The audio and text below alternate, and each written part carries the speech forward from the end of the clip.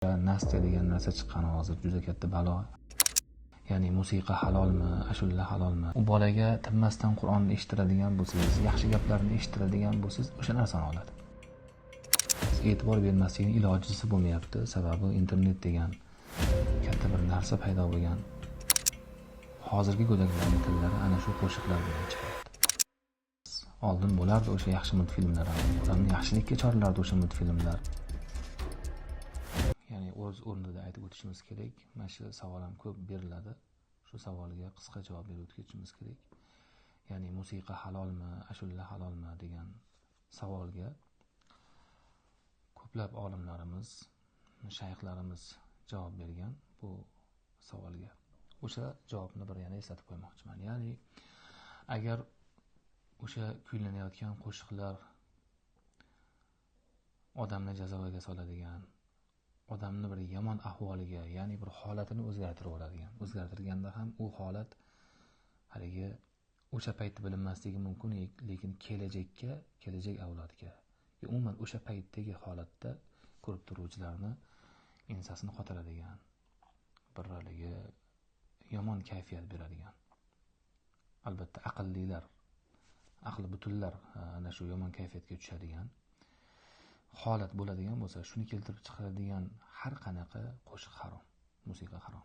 Lekin insonni yaxshilikka chaqirsa, mayli u qo'shig'ida juda ham katta hikmatlarga ega bo'lmagan taqdirda ham insonga kayfiyat beradigan bo'lsa, yaxshi ma'noda kayfiyat beradigan bo'lsa, o'sha bir yaxshi kunlari o'sha kayfiyat bilan o'tishiga sababchi bo'ladigan, bir hissa qo'shadigan har qanday kuy bo'ladigan bo'lsa, uni eshitish joiz.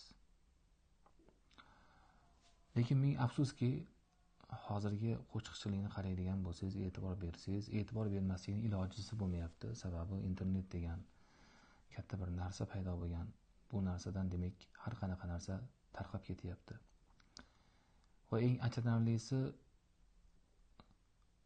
oldingi go'daklar, yosh bolalarning tillari, masalan, ota, ona yoki bo'lmasam ovqat yoki ber, ol, shunga o'xshagan so'zlar bilan chiqadigan bo'lsa, hozirgi go'daklarning tillari ana shu qo'shiqlar bilan chiqyapti. Xohlasangiz, xohlamasangiz shu narsa bo'lyapti.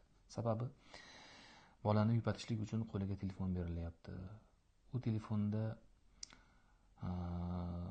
oldingi biz ko'rib yuradigan multfilmlar emas. Oldin bo'lardi o'sha yaxshi multfilmlar ham. Odamni yaxshilikka chorlardi o'sha multfilmlar. Ertak qahramonlari bo'lardi. Inson yaxshilik qilish kerakligi haqida. Juda ko'p shunaqa multfilmlar bor. Juda ham hikmatli multfilmlardi o'sha. U multfilmlarni yaratgan yoki o'sha paytdagi kinolarni yaratganlarning maqsadi juda bir hikmatli narsani berish bo'lmasa ham, lekin o'shandan hikmat axtarishingiz, uni topishingiz mumkin edi. Lekin hozirgi paytdagi o'sha multfilmlar biz qo'liga berib qo'yadiganimiz, kerak bo'lsa o'sha Nastya degan narsa chiqqan hozir juda katta balo, hamma bola ko'radi buni. O'shanda ham yoki bo'lmasam haligi ayiqcha yana bir qiz qahramonlardan iborat bo'lgan multfilm bo'ladimi? Yana boshqa millionta chiqib ketdi bunaqa multfilmlar. Biz bolani o'sha bilan ovutmoqchi bo'lamiz va albatta ovunadi bola, lekin bola eng o'sha 3 yoshgacha 80% rivojlanar ekanda bolani aqli. Demak, o'sha paytda u hamma narsani olib qoladi, ko'rgan narsasini oladi, nimani ko'rsa oladi. Agar u bolaga tinmasdan Qur'onni eshittiradigan bo'lsangiz, yaxshi gaplarni eshittiradigan bo'lsangiz, o'sha narsani oladi. Ya'ni ota-onasi qanday bo'ladigan bo'lsa, bola o'sha narsani ko'rib katta bo'ladi. Hozir endi bola ota-onasini ko'rishga uncha imkon bo'lmayapti, telefon ko'rishga to'g'ri kelyapti ko'proq. Demak, telefondagi narsani o'zlashtiradi. Biz ana shunday telefondagi bor budi bilan o'sha axlatxona bo'lgan internetni qo'liga berib qo'yyapmiz bolaga. Bola esa albatta uni yaxshi yomonligini ajratadigan qobiliyatga ega bo'lmaydi bu yoshda. Demakki, yomon narsalarni o'rganib olyapti.